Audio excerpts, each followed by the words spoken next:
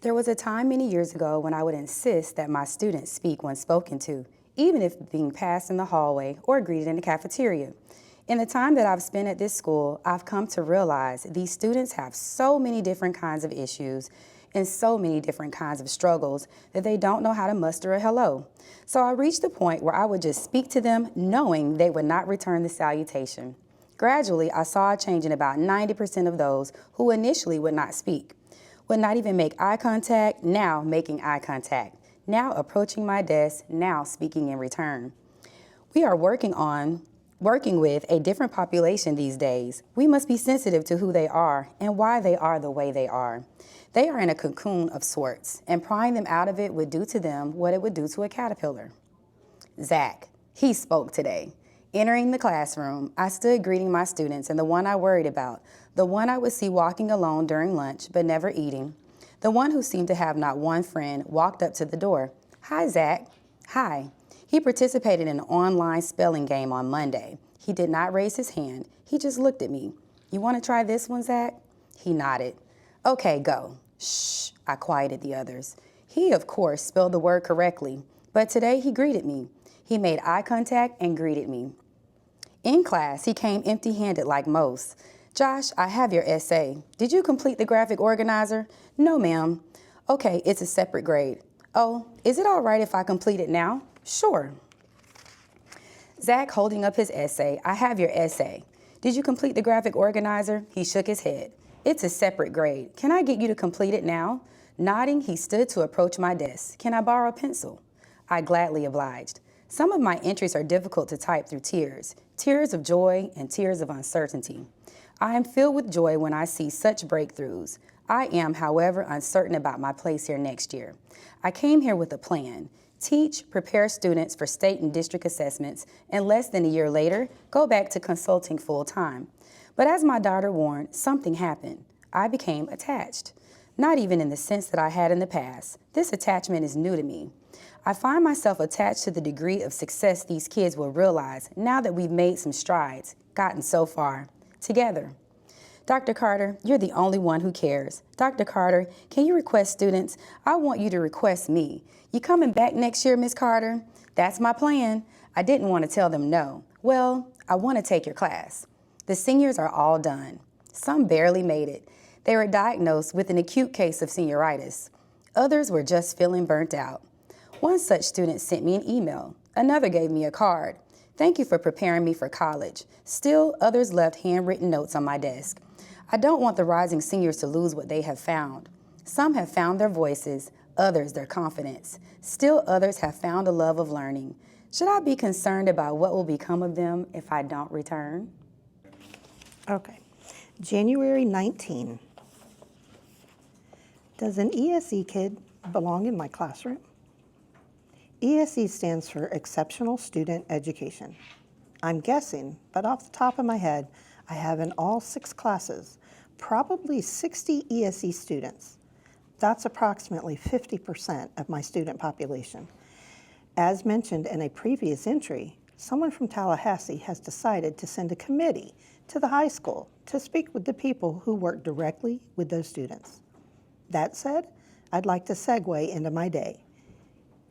Kevin Christopher, we'll call him KC, has come a long way from a student who seemed unable to even comprehend my instructions. He seemed to be a student who could only understand my hellos and goodbyes. It pained me to interact with him because I knew there was more to him, and I longed to hear him speak, to share something, to express something, because that brief encounter would help me so much in the way of planning my lessons around him. So today was a very special day for me because he and I made great strides. I called on him and asked him a question. I feel that he was so close to answering. I could see him trying, but other students began to raise their hands. So I said aloud, 1 minute, let's give KC a chance to think about it. After a few moments went by, I asked him if he thought he might have the answer. He said no.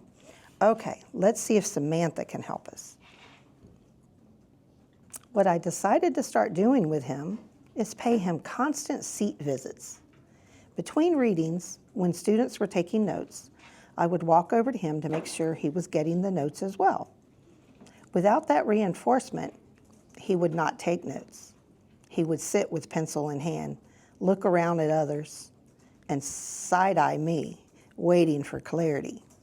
He'd be ready but unsure. So I would start by showing him what to write, repeating what to write, and he would get it all down in his agenda. To his agenda, I added, answer the 6 questions from homework. This was actually classwork, but I knew he wouldn't be able to complete it independently. I was surprised to see him walk into my classroom during lunch. He opened up his agenda and asked me what I wanted him to do for homework. I had him show me the notes he took today and yesterday. Together, we located the notes. I was holding a green pen, so it worked out that my bubbles next to select notes would make it easier for him to locate once he got home. I showed him a question, and then I pointed to his notes where he could find the answer, and I wrote the number next to it. I could see a light bulb come on in his mind and asked him if he understood what he would need to do when he got home. He confirmed, and as he was leaving, he turned around and said, I just wanted to ask you what the homework meant. Does KC belong in my class? Yes and no. He belongs in a classroom where he can get that kind of attention all the time because he'll learn so much more. Sadly, I can't give him that kind of time and attention with every assignment, no matter how well I plan it, because I'm dealing with different levels of students. And sometimes the assignment does not allow me to have those kinds of one-on-one conversations with him. Why, yes, because in my classroom, I'd do this all day if I could. He is one of the, if not the, most hardworking students I have. I have always believed in challenging a student at his or her current level so that they can always see their growth and development. Many years ago, I worked as a substitute teacher and I was assigned an ESE class. This was before mixed ability grouping. The instructions I were given were to sit and just keep the students quiet. I looked around the room and saw so many manipulatives of different shapes, colors, and sizes. So many opportunities to work with the students. I was a bit peeved that the presence of a substitute would prompt a day of missed instruction.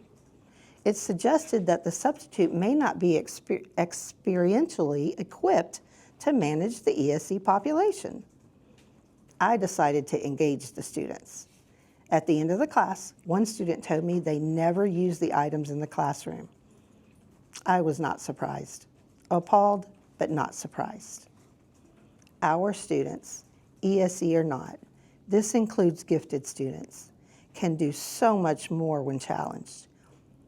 Teachers who don't understand that and don't exercise that philosophy have no right to stand before a group of students and call him or herself a teacher.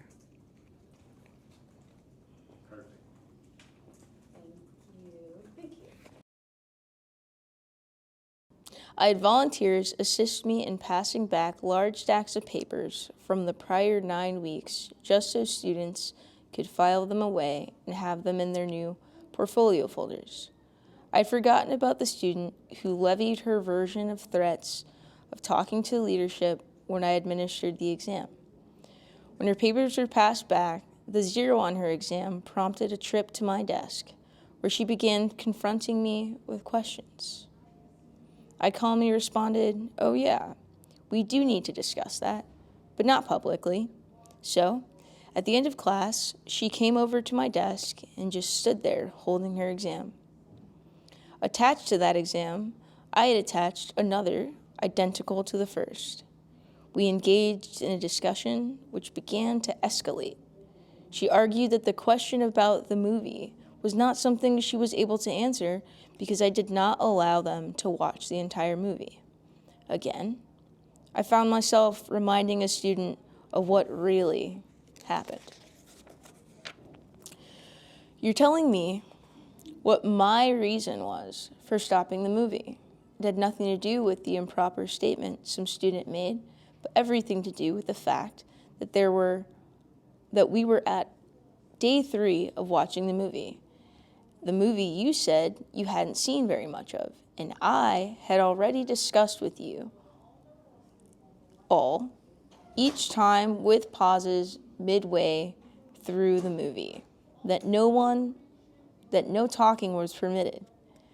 I kept a calendar of the times that I stopped the movie prior to the bell ringing, so I can tell you exactly how much time you had to watch the movie.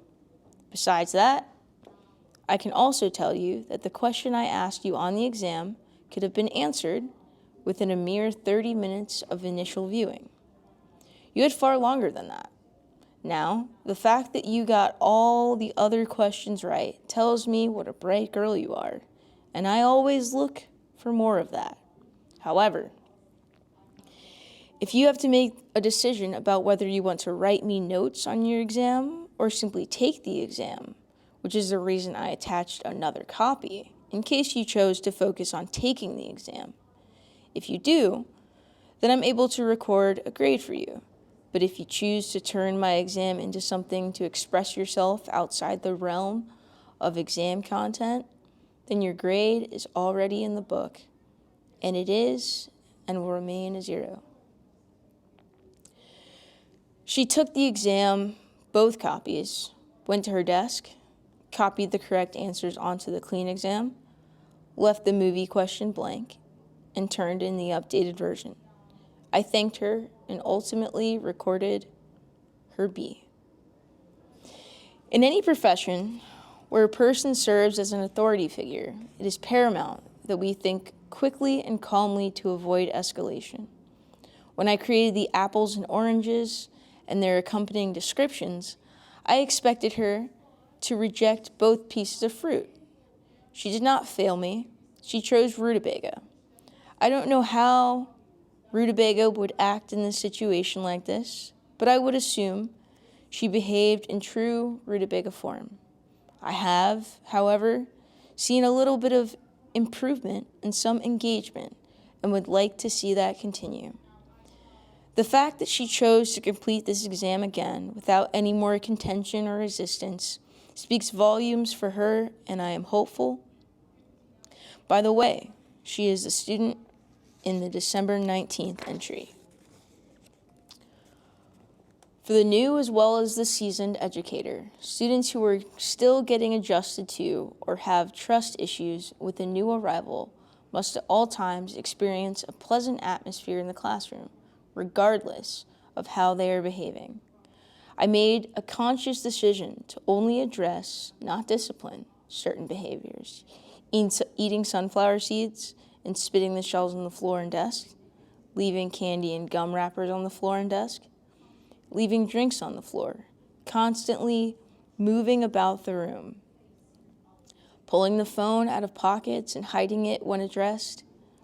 Instead, I notified parents, increased the workload, commented often on how I felt trapped on a third grader's playground at recess, moved pretty girls next to unruly boys, and announced the placement of new rules of engagement. March 5th, the last bell of the day just rang and I was inputting grades to try and be out of here within the next 15 minutes. As usual, there's a knock at my door. What is unusual about it is the student who was at the door. Beyonce walked in and asked, this is the same one, mind you, who presented a folded, crinkly creased paper. Is there any extra work I can do? I went over to Scorecard and saw that she hadn't done the summary assessment, which is one of the quickest assessments I've designed. It is oral, and I took the students out in the hall to complete it to determine their full knowledge of MLA formatting. I asked her a series of questions, the same questions I asked the other students. She answered them successfully, watched me input a grade of 100 and said, "That's it?" "Yes." "Thank you, Dr. Carter," as she proceeded to hug me. That's what everyone else had to do, That's all you were missing. It brought her grade up to a C. This is a prime example of not knowing what the outcome will be, but the importance of simply approaching the teacher and showing interest in your grade, interest in your success and willingness to do or go the extra mile. Peers, encourage your classmates to approach their teachers and take ownership over their success. Parents, do the same. It empowers your students, your children, in ways you can't imagine. I received an email from one of my ESE students who prefers not to rely on that designation or the accommodations offered her. Her email: "My mom wants to know why I have a C in your class. I included her email address and phone number so you can contact her." I emailed Mom a short note and called. She answered and I shared updates with her. Tabby has a C because she continues to hold on to an assignment I saw her working on. She refuses to turn it in, so I input a 0 for it, as I can't wait any longer. Also, I sent you an email with the same information. I also asked that you please encourage her to approach me on her own. I understand she wants to attend college and later the military. I'm more interested in an email from her saying she wants to know why her grade dropped than I am to know of a parent's interest. I even move a little quicker. I don't want her to ever feel like she can't approach another human being for any reason, especially when her grades or salary or rank are at stake. Mom was in total agreement. Tabby approached me the next day and subsequent days when she felt the need. January 26. Although this derived from a need to help my failing population, I had each student complete the short form. Please circle the letter grade you wish to earn in English this year. A, B, C, write your name on the line. On Friday, I will provide you a list of all the assignments you will need to complete in order to receive that grade. I originally typed the letter D as well, but I decided students needed to see selecting the easy way out of hard work and the easy way into promotion. What do we do if our option isn't on here? One kid was looking for the easy way out. You write a letter to the front office requesting a new class. His facial expression said it all. Kids say the darndest things. Don't touch my phone. Male with felony charges. Let go of my phone. Female. It's just a fucking pencil. You can loan me a pencil for the test. Male. Is India in the US? Senior student. This pic is in Vermont. Vermont is in the United States, right? Why do I have to move seats? I'm not moving. Male. Can I turn it in tomorrow? I get extra time because of my IEP. I'm just using my phone to put on eyeliner. Did you hit that? Male referring to a female TA who entered and left. You don't want to see what we look at on our phones. Male. It's not natural. Or it's natural. We don't want blue balls. Can I do my Black History report on RuPaul? Female who came out in February. Can I dress up like a male for the Great Gatsby party? Female. I'll have to take this up with Cadwell and Fortunato, principal and vice principal, respectively. Man, when I woke up, I had 3 girls in my bed and realized I was late for class. 16-year-old student's essay introduction. Can't we just finish it at home? Can I go to the bathroom? You expected us to write 500 words in 40 minutes. Why didn't you grade my paper? I know I'm failing. I'll just go to brain drain. I'll copy someone else's. I gave it to you. You lost it. 8 of these will be revisited in more detail. You've landed on the corner of 31st and 7th Media, which is the umbrella of our publishing company, 31st and 7th Publishing. Now, we love the Stephen Kings, and we love the Danielle Steeles, and we love the Sandra Drapers. But we work with the everyday author that has so much to write about, so much to say, so much creativity. Where in the world will they go to get that on paper? Where will they go to get it into an ebook? On the corner of 31st and 7th Publishing. How involved are you in the editing and marketing processes for your author's books? Well, let's start with editing. I am an error-free junkie, I guess you would say. So because I have experience working with every kind of writing and writer, I like to be involved in the editing process so that I can, one, understand what my author has up here so that we can transfer that onto paper or, as I said, into an ebook or sometimes even in a performance. Then, as far as the marketing goes, I have so much creative energy when it comes to how to get the book out there. So depending on what it is that you're writing and who your audience is, we start to figure out exactly what we need to do to get it out there to the right market and to make sure everybody who needs to have your book in their hands has your book in their hands.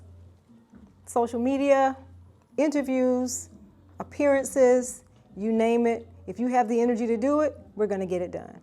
Do you primarily focus on one type, one genre over the other?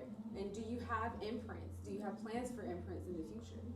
Debonairus is our imprint. We're looking at doing additional imprints in the future, but right now, Debonairus is our go-to, and we're having quite a bit of success with her. What was your other question? What types of books are on Debonairus that it would deserve an imprint of its own? Debonairus's types of books include fiction, nonfiction, fantasy, self-help, and children's books. So are these books that are primarily written by women? The title would lead someone to believe that. Debonairus? Yes. The title should not be so deceptive to make you think that it was primarily for women, because I'll give you an example of two of our popular books. One of them is What Does God Require of Me, authored by Reverend Dr. Wade Scott. And the other is authored by John Mark Creighton, and that book is titled Bonafide Fool.